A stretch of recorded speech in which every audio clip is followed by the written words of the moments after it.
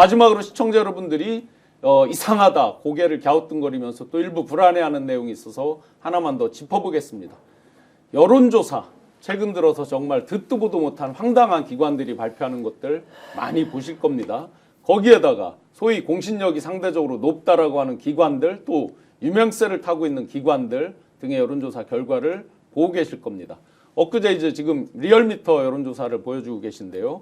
46.5% 국민의힘, 39% 더불어민주당, 오차범위 바뀝니다.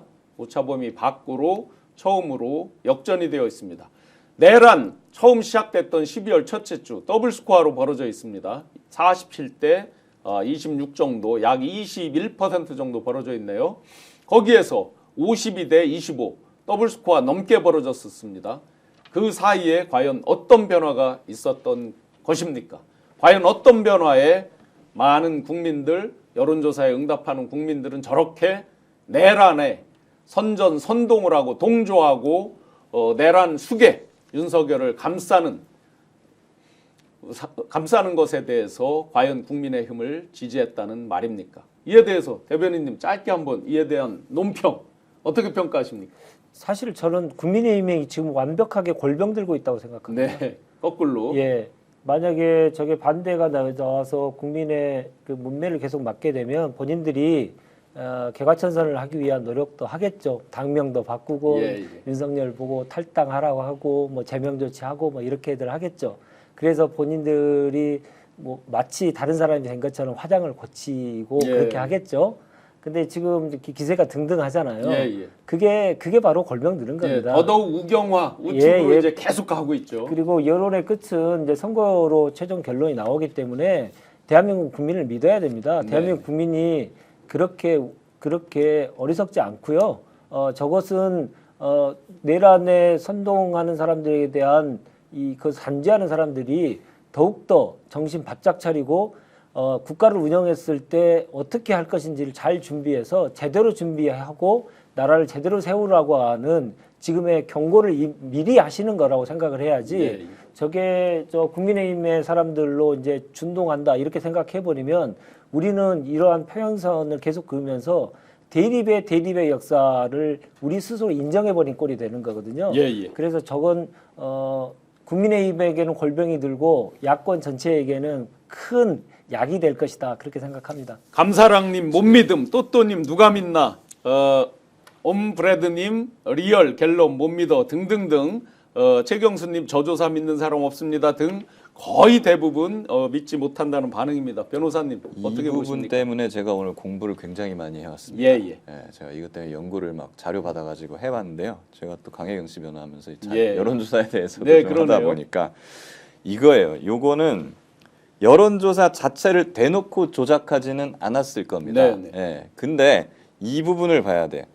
보통 이런 여론조사 하면 응답자 1000명 나온다 하잖아요. 1000명의 응답자 1005명 조사했습니다. 대략 1000명 정도인데 1000명의 응답자를 받기 위해서 전화를 몇 번이나 거느냐? 보통 10만에서 6만에서 10만 번 정도. 응답률 때문에 그렇죠. 그럼 전화를 받는 사람은 보통 평상시에 한 2만 명 정도 됩니다. 2만 명의 전화를 받는데 다 끊어요.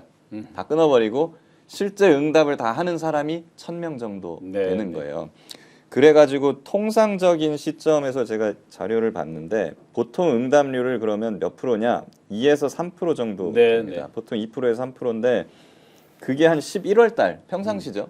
그때 그 정도 됐던 그 여론조사고 그 당시에 지지율이 민주당이 한 45%, 국민의힘이 한 30%, 32% 정도 나왔어요. 이게 정상적인 평상시에 비상계엄 전에. 근데 비상계엄이 되고 나서는 이게 좀 양상이 달라집니다. 왜 그러냐면은 각 지지층들이 결집을 하기 시작을 해요. 근데 보면은 비상계엄 직후에는 이제 민주당이라든가 조국혁신당 같은 이제 진보 진영 지지층들이 결집을 하기 시작합니다. 그래가지고 그 당시가 보면 12월 2주차예요. 12월 2주차에도 전체 응답률이 6.9%까지 올라갑니다.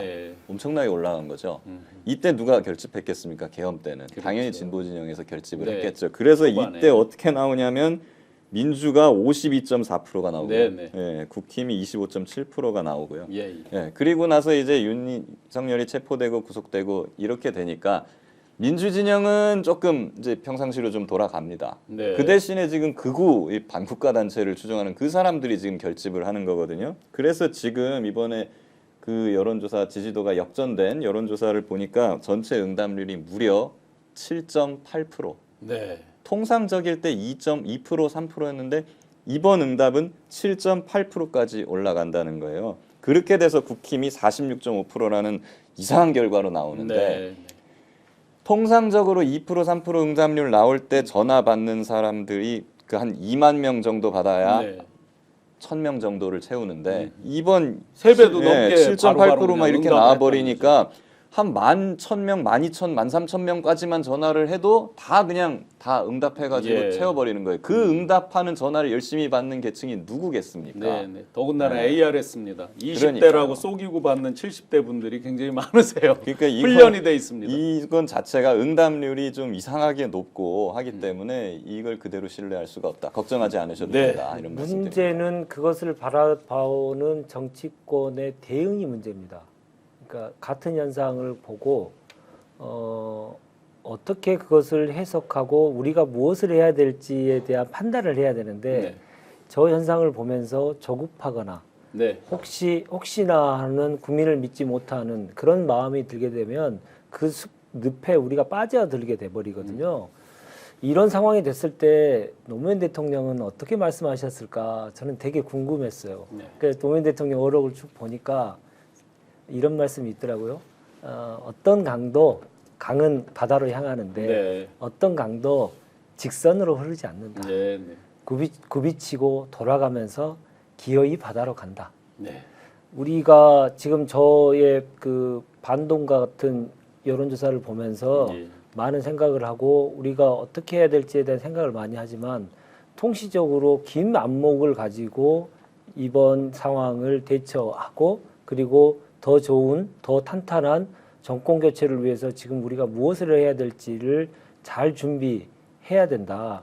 저 현상을 가지고 국민에게 저런 현상이 나온 것에 대해서 매우 심각한 우려만 표시하고 있다면 우리는 그것은 진짜 저들이 바라는 바대로 가고 있는 것이다. 예. 이런 생각을 갖고 조금 더 거시적인 생각 그리고 조금 더 근본적인 이 나라를 어떻게 바꿀 건지에 대한 생각을 더 깊게 하는 계기로 만드는 것이 좋겠다. 이게 저의 생각입니다. 예.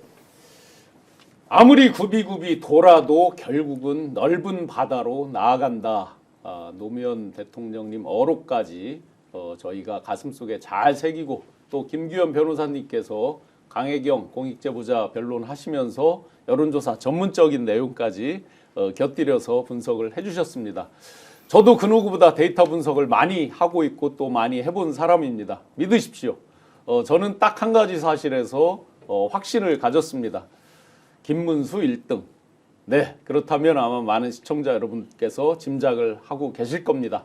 어게인 2017, 2018의 업그레이드 버전일 뿐이다. 그런데 그 업그레이드가 좋은 쪽의 업그레이드가 아니라 나쁜 쪽의 업그레이드다. 딱 한 가지 질문만 드리면 답이 나온다고 생각합니다.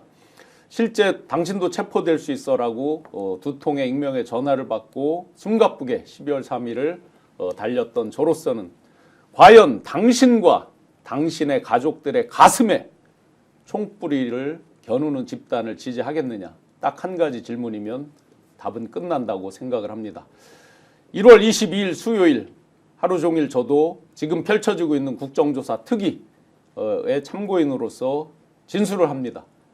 부정선거 관련 관리 대책이라고 하는 문건 공개한 건에 대해서 국회 국방위 참고인으로 채택이 돼서 진술을 합니다.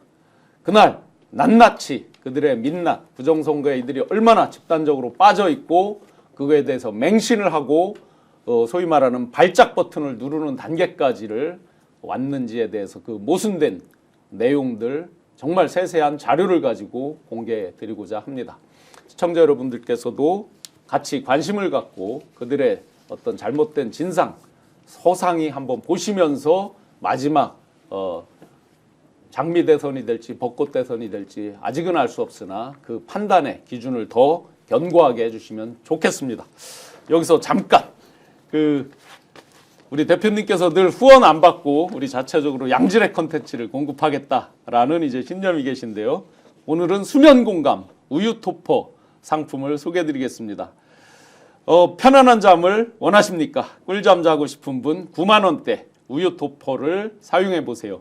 수면 공감에서 수백만 원짜리 매트리스 부럽지 않게 푹신하면서도 탄탄한 우유 토퍼를 출시했습니다.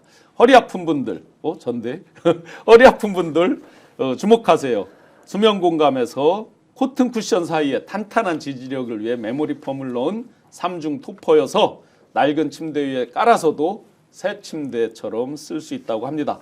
당연히 몇십만 원쯤 할 것 같지만 수면공간 공식몰에 회원가입을 하면 9만 원대부터 구입이 가능하다고 하십니다. 참고 후기로 정말 좋은 푹신하면서 허리를 잘 받쳐줘서 너무 만족스럽다 이런 글들이 많이 있습니다. 저도 실제로 하도 많이 무거운 거 메고 가방 메고 걸어다니다 보니까 허리가 아픈데 허리 아프신 분들 집중해서 봐주시면 좋겠습니다. 오늘도 숨가쁘게 달렸는데요. 대한민국이 정상화 되기를 바라면서 기대하고 있는 많은 우리 대한민국 국민들 위해서 저희가 한번 화이팅하고 마무리하겠습니다. 제가 대한민국 국민들 하면 화이팅 하겠습니다. 대한민국 국민들 화이팅! 감사합니다.